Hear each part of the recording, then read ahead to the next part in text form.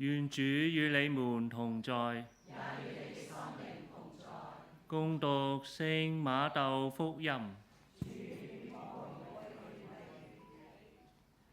那時候，耶穌對他的門徒說：你們不要在地上為自己積蓄財寶，因為在地上有蟲蛀，有銹蝕，在地上也有賊或洞偷竊。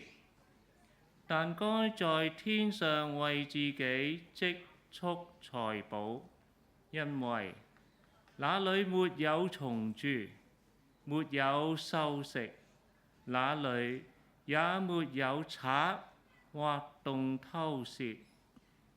因為你的財寶在哪裏，你的心也必在哪裏。眼睛就是身體的燈，所以你的眼睛若是健康，你的全身就都光明。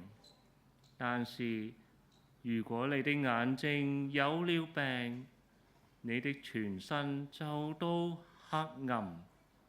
那麼你身上的光明如果成了黑暗，那該是多麼黑暗！